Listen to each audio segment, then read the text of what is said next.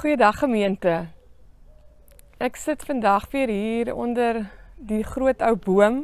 Ek dink sommer terug aan ons dankfees waar ons hier 'n heerlike teetuin gehad het. En ek stap sommer so deur die gemeentesentrum se tuin en ek verlang so daarna dat ons net weer daar kan tee drink. Dat ons net weer kan saam kuier. Ek mis die kinders wat kategese toe kom en hier aan die einde van hulle klas kom kyk of daar nog 'n stukkie koek oor is. Ek mis om julle gesigte in die erediens te sien en daarom op so 'n manier te voel ons weet van mekaar.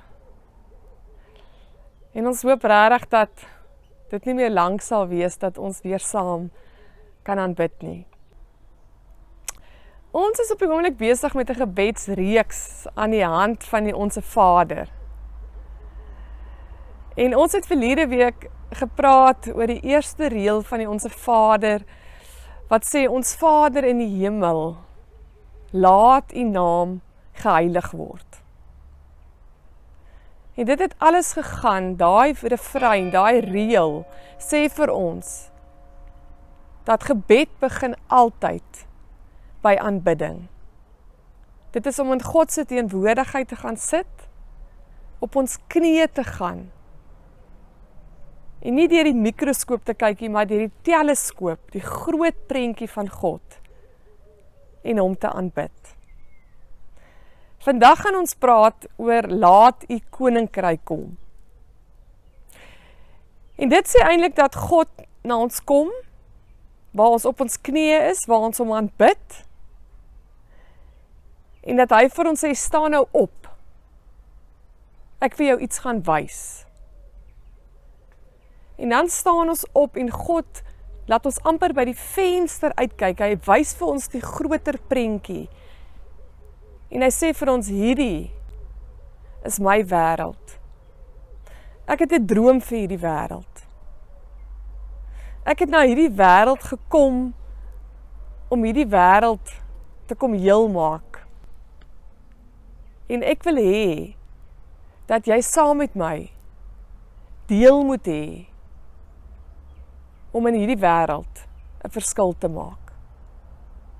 So hierdie gebed, laat u koninkryk kom, gaan baie daaroor om voorbidding te doen.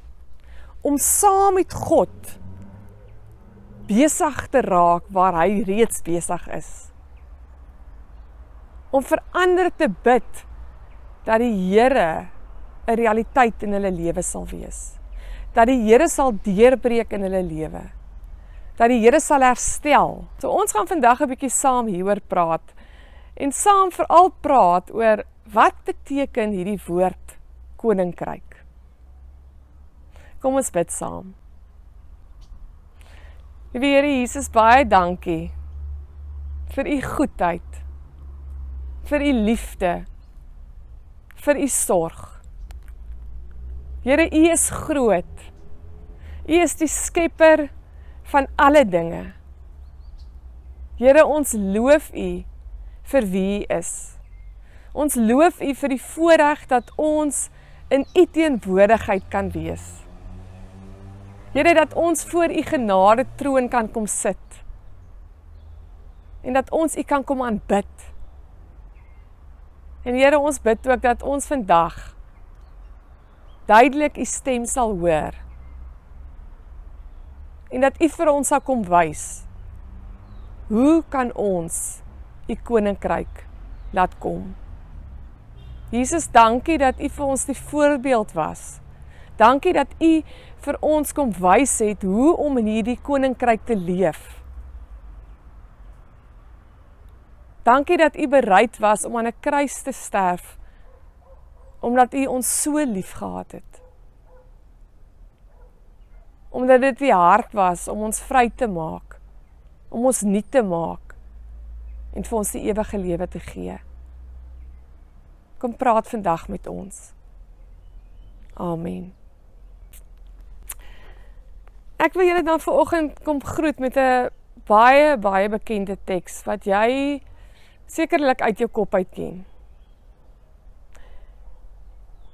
Ek kom groet jou in die naam van die Vader en van die Seun en van die Heilige Gees, wat hierdie wêreld vir jou so lief gehad het, dat hy sy enigste Seun gestuur het, sodat die wat in hom glo, nie verlore kan gaan nie, maar die ewige lewe kan hê.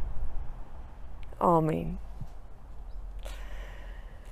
Goed, so ons gaan 'n bietjie stil staan. Ek wonder baie kere as ons die Onse Vader bid, ons het vir mekaar gesê, ons bid dit so baie kere net soos 'n resitasie, sê ons dit op, dat ek wonder of ons altyd weet wat ons bid. En ek dink spesifiek met hierdie frase in die Onse Vader, laat u koninkryk kom. Wat bedoel ons as ons dit bid? Wat bedoel jy of wat dink jy as jy dit bid? Hoe verstaan jy koninkryk van God? Daar is 'n klomp tekste in die Bybel. In Matteus, in Lukas, in Markus, waar gepraat word van die koninkryk van God. Die koninkryk van die hemele. Ek dink sommer aan Matteus 4 vers 17, waar die Here Jesus sê, bekeer julle, want die koninkryk van die hemel het naby gekom. Matteus 5 vers 3, geseënd is die wat weet hoe afhanklik hulle van God is, want aan hul behoort die koninkryk van die hemel. Matteus 10 vers 7, die koninkryk van die hemel het naby gekom. In Markus 1 vers 15, die tyd het aangebreek en die koninkryk van God het naby gekom. En dan Lukas 17 vers 21, die koninkryk is hier by julle. Nou is daar agtergekom het, partykeers praat ons van koninkryk van God en partykeers van koninkryk van hemel, of dit is soos dit in die woord staan. Interessant, die Matteus het spesifiek vir Jode geskryf. Jode het nie sommer maklik God se naam hardop uitgespreek nie. So hulle sou dan meer gepraat het van die koninkryk van die hemele. So dit mag gegaan daaroor, omdat Matteus spesifiek vir hulle geskryf het, het hy geweet dat hulle meer bekend sal wees, meer gemaklik sal voel met die woorde koninkryk van die hemele. Lukas en Markus praat van die koninkryk van God. Nou wat het hulle gedink is die koninkryk van God? Ek dink, as ons nou gaan lees, is dat die Jode spesifiek geglo het, dat wanneer Jesus sê, die koninkryk van God het naby gekom, dat Jesus daarmee bedoel, die tyd, wanneer julle gered gaan word, wanneer julle vrygemaak gaan word van hierdie Romeinse mag, hierdie Romeine wat julle oorheers, wat julle laat swaar kry. As die koninkryk van God kom, as die koninkryk van die hemele kom, dan gaan daar 'n einde kom aan hierdie Romeinse mag. En gaan God se koninklike mag vir ewig regeer. So hulle het half die koninkryk van God half gesien as 'n politieke mag, waar God die koning gaan wees en oor almal gaan regeer. Daar's baie van ons wat as ons bid, laat die koninkryk kom, dan dink ons, dit is iets vir as ek doodgaan. As ek doodgaan, dit is as ek hemel toe gaan. Koninkryk kom, is daar in die hemel, waar daar geen trane meer gaan wees nie, geen siekte nie. Ek moet eers doodgaan, sodat ek in die koninkryk van die hemel kan ingaan. Maar ongelukkig, word hierdie punt wat mense maak, dat ons eers moet doodgaan, kan ons nie sê nie, want Jesus sê ook, dat die koninkryk is nou hier by julle. Hy is onder julle. So hiermee wil Jesus ook vir ons kom sê, dat die koninkryk nou reeds hier op aarde is. Ons kan nou reeds deel hê aan God se koninkryk. Iemand het geskryf, you don't die into it. you awaken into it. So jy moet nie eers doodgaan om God se koninkryk te laat kom nie. Sy koninkryk is reeds hier binne in jou. Dit moet hier binne in jou amper wakker word. God het nie net gekom om ons siele te kom red, sodat ons hemel toe kan gaan nie. Hy het ook gekom om 'n nuwe koninkryk te kom vestig. En hy het vir my en vir jou opgeroep om ons lewens hiervolgens in te rig. Hy het vir ons die voorbeeld kom wys. Hy het vir ons kom sê, so lyk my koninkryk. Ek kom wys vir julle hoe om te leef. Ek kom wys vir julle wat is belangrik in my koninkryk. En ek wil nou hê dat julle julle lewe daarvolgens sal inrig. Dat julle my koninkryk sal laat kom. Miskien so 'n bietjie makliker in ons taal, want koninkryk is maar 'n moeilike woord. Ek dink die naaste wat ons aan koninkryk kom, dink ons maar aan die Britse koningskap en van Prins Andrew en Prins Harry en die prinsesse en prinses Diana. Dit is maar in ons kop as ons dink oor koninkryk. Kom ons gee 'n ander woord vir koninkryk. Kom ons sê vir mekaar, God se koninkryk is 'n nuwe kultuur. So nou wil ek so 'n bietjie vir jou verduidelik.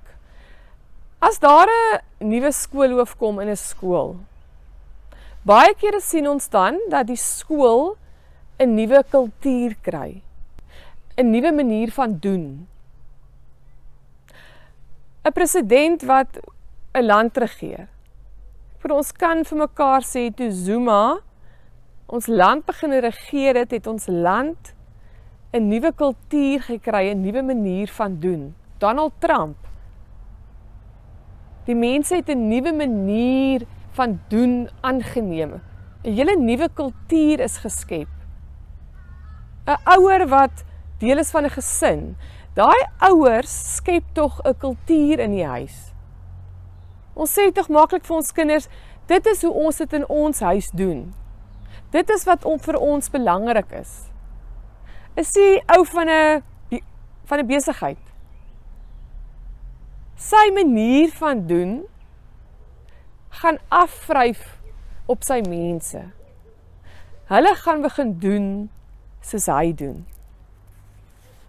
En dit is presies wat moet gebeur as ons sê laat u koninkryk kom, as ons dit bid. Sê ons eintlik, Here, hierdie nuwe kultuur, hierdie nuwe regering wat u kom vestig het. Here, mag ons u voorbeeld volg.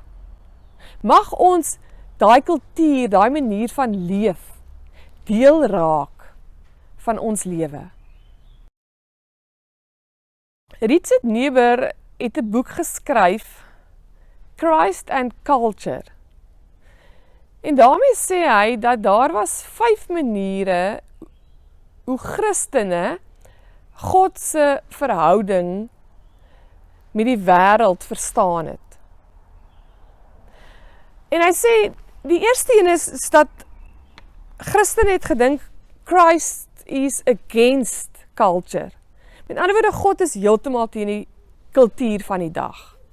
God wil hê, jy moet jou een kant gaan afsonder, jy moet jou heeltemal weghou van die wêreld, en so min as moontlik kontak met hulle hê. Dis nou amper soos die monnike wat in 'n klooster gaan bly het, asketiese lewe gaan volg het en hulle een kant gehou het. Hy sê, of dan ook, was daar Christene wat gedink het God se verhouding met die wêreld, met die kultuur van sy dag is Christ above culture. Met ander woorde, Christene moet altyd besef, hulle is verhewe bo die wêreld. So hulle is baie wetties, hoogheilig, hulle moet die wêreld vermy, hulle moet fokus op die dinge daarbo. Soos amper, ek is net op pad hemel toe. Ek hou my niks op met hierdie wêreldse dinge nie. Die ander manier hoe Christene God se verhouding met die wêreld gesien is, het gesien Christ and culture in paradox. Met ander woorde, ek praat nie negatief oor die wêreld nie, maar ek voel wel dat God se wêreld en die gewone wêreld uit mekaar uitgehou moet word. Met ander woorde, hier is ons wêreld, die Christelike wêreld, God se wêreld, en hier is die ander wêreld, daai dualisme. Nog 'n manier hoe hulle die verhouding gesien het, is dat Christ of culture. Met ander woorde, Christus word deel van ons wêreld. Ag nie wat ons doen alles saam met die wêreld. Ons hou nie die twee wêrelde uit mekaar nie. Ons neem die kultuur van die wêreld aan. En dan sê hy die regte manier hoe God se verhouding met die wêreld is en hoe ons dit moet sien, is Christ the transformer of culture. Christus het gekom om die wêreld te transformeer. En hy roep vir my en vir jou, wanneer ons hierdie gebed bid, laat u koninkryk kom, dan roep hy vir my en vir jou op om saam met hom agente van verandering te wees. Met ander woorde, jy sit nie passief en wag en bid, laat u koninkryk kom. Here, ag, doen wonderlike goed hier op die aarde. Here, maak u wêreld nuut. Nee, jy raak aktief betrokke. Jy werk saam met God.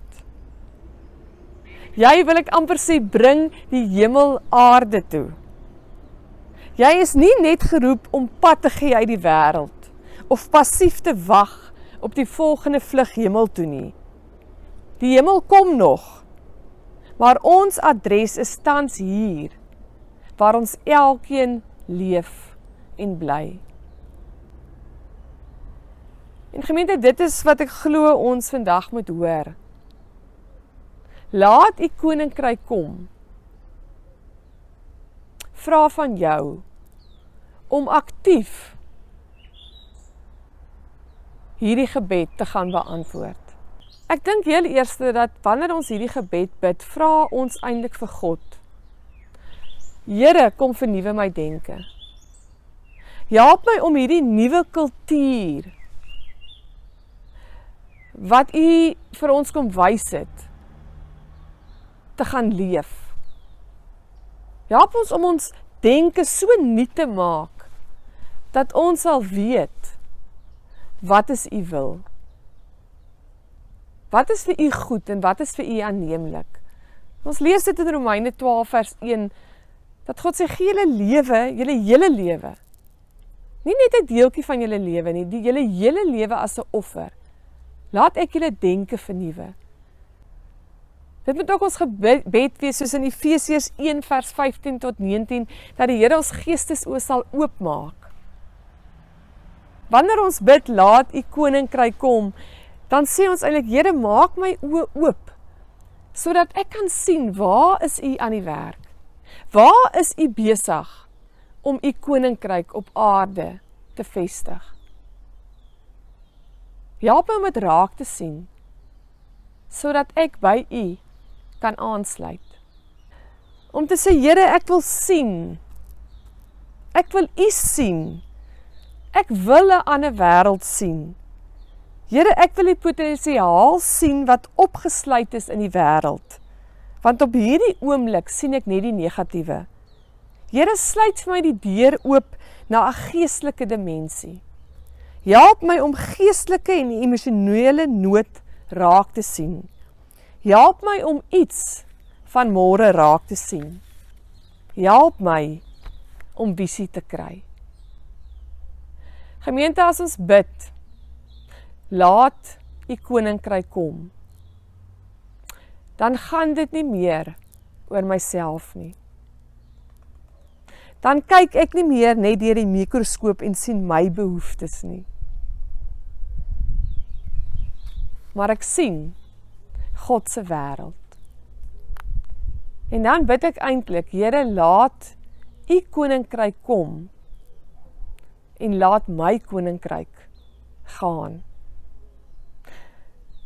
Ek wil vir jou 'n voorbeeld gee van hoe hierdie koninkrykswerk lyk. Hoe werk God se koninkryk? As ons bid, laat die koninkryk kom, hoe werk dit? En ek dink 'n baie goeie beeld, en ek weet julle in die laerskool leer 'n mens van 'n ekosisteme. En dit is tog, as julle kan onthou, julle kan dalk daar vir julle ma en pa vertel as hulle nie meer kan onthou nie. Hoe werk dit in 'n ekosisteem? Dit is waar organismes van mekaar afhanklik is, mekaar nodig het vir hulle voortbestaan. Met ander woorde, kom ons gaan kyk na 'n woud ekosisteem. Die boom is nodig om skadu te gee vir die plante om te groei onder hom. Die voëls het weer die boom nodig vir sy sade, om dit te kan eet. En as hulle dit eet, en hulle mis, daai mis is weer kos vir die boom en vir die plante. Die voëls het weer die boom nodig om nes te maak. En so is die een afhanklik van die ander een. Hulle het mekaar nodig, hulle moet mekaar aanvul. Elkeen het sy spesifieke deeltjie wat hy moet doen. Al is dit hoe klein. As hy dit nie doen nie, kan hierdie ekosisteem nie werk nie. En dit is presies, as ons bid, laat U koninkryk kom. Dan sê ons, Here, wys vir my, wat is my rol in U koninkryk? Wat moet ek doen? Daar waar ek 'n dieselwerktuigkundige is, daar waar ek 'n skoolhoof is, daar waar ek rakke pak by Spar,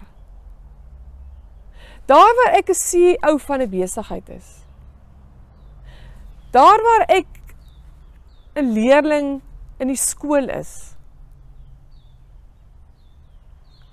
Ag, en so kan ek elke voorbeeld opnoem.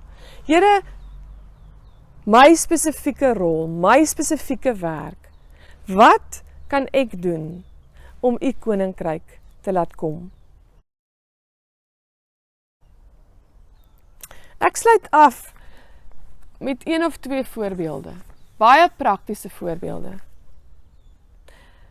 Gemeente, hoe laat kom ons die koninkryk van God? In die eerste plek bid ons. Ons bid vir onsself, dat ons sal sien waar God ons wil gebruik om sy koninkryk te laat kom. Maar ons bid spesifiek ook dat ander sal sien waar hulle U koninkryk moet laat kom. Ons bid dat die Here se koninkryk, dat die Here se nuwe manier van leef deel sal word van mense se lewens. Ons bid vir sendelinge wat besig is om God se koninkryk te verkondig aan hulle wat dit nog nie gehoor het nie. Ons bid saam met hulle en vir hulle. Ons bid nie net vir ons klein wêreldjie nie, maar vir God se groot wêreld, dat daar genesing sal kom, dat daar heling sal kom, dat daar vrede sal kom. Gemeente, ek praat gister met 'n persoon wat haar man aan die dood afgestaan het.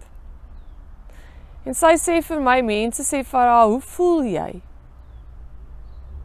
En sy sê, ek voel asof ek stukkie vir stukkie leeg getap word. Sy sê, maar weet jy wat?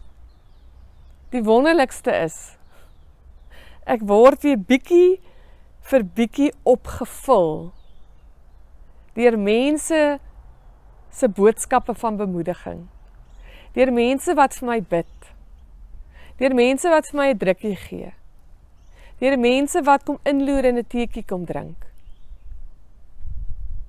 Dit maak my weer vol. Gemeente, dit is 'n praktiese manier om God se koninkryk te laat kom in iemand se lewe wat seer het. Gemeente, ons hele lewe moet net een gebedsvrein wees. Here, laat u koninkryk kom. Hoe laat jy God se koninkryk in jou alledaagse lewe kom? Amen. Here, ek gee my oë, my ore, my mond, my hande, my voet, my hart, my finansies, my gawes, my talente, my vermoëns, my tyd en my energie aan U. Laat my tot seën wees. Laat U koninkryk in my lewe kom. Maar Here, ek bid ook dat U koninkryk in die wêreld sal kom. Here, gebruik my om deel te wees van U koninkrykswerk. Here, mag ek nie net agteroor sit en toe kyk hoe U aan die werk is nie, maar maak my oë oop, vernuwe my denke. Here, laat U koninkryk kom. Amen. Ontvang die seën van die Here. Mag God se liefde jou dring om goed te doen aan ander. Mag Jesus se genade vir jou genoeg wees sodat jy dit ook sal gaan uitdeel aan ander. En mag die wysheid en die insig van die Gees vir jou lei sodat jy kan weet waar moet ek God se koninkryk laat kom. Mag jy geseënd wees. Amen. That formed the world, you washed our feet. Kneeling down, you laid aside your majesty. Then you said for us to go and do the same. So we serve for the glory of our King.